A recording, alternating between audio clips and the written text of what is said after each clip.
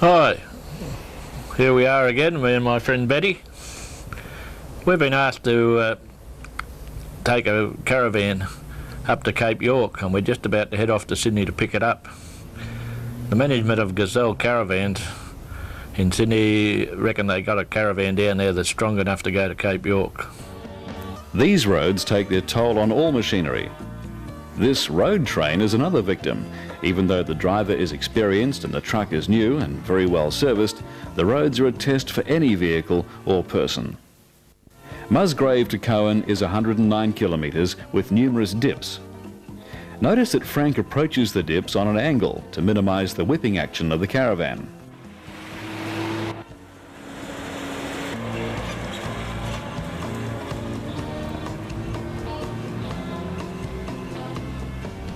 Continuing along the development road a further 14 kilometres is the Bamaga turnoff.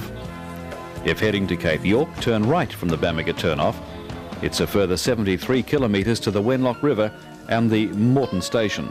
This is where Betty and Frank are intending to spend the night.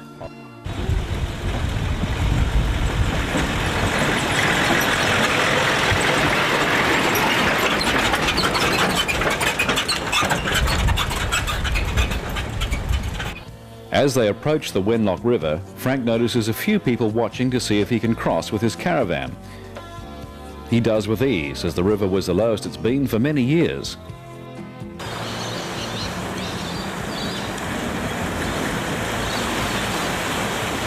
Not so on their return trip, however.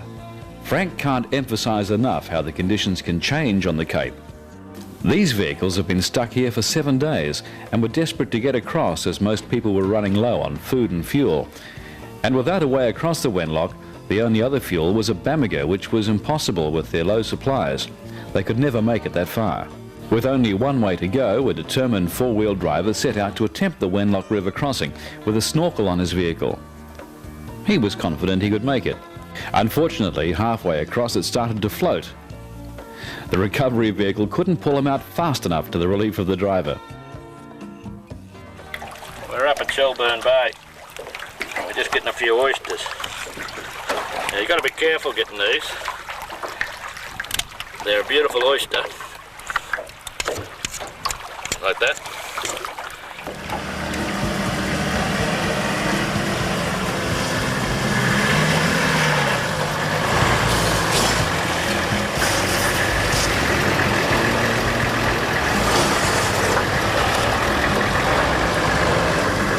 Now the car and caravan are going through some of the most difficult sections of the road on the Cape.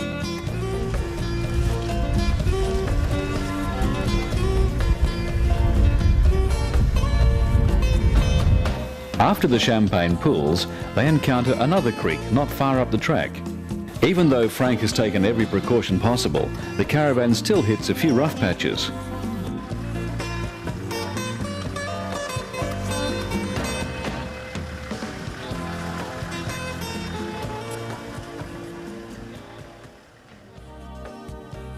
These bait fish are being caught by throw nets, or you can have a lot of fun catching them by using jigs.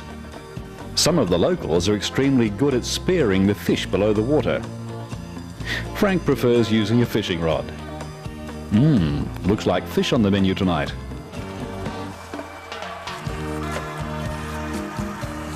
If you'd prefer to fish by boat, there are fishing boat charters available from the Seisha Village Campground Office.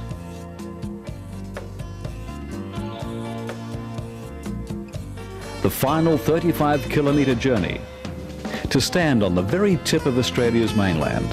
This is where Frank and Betty become pedestrians for the last trek through the beautiful rainforest, past the clearing to the large rocky headland. The scenery here is spectacular, with Albany Island to the right, Punsan Bay to your left, and York Island directly in front, which leads Frank and Betty to their final destination, the very tip of Cape York. Wherever Frank goes, he's always making friends, and Cape York is no exception. Yeah, you got your claws full. Nothing much wrong with your claws full, isn't it? Hey, what about down here? Is that full? I think this is full, old fella? Fish are right.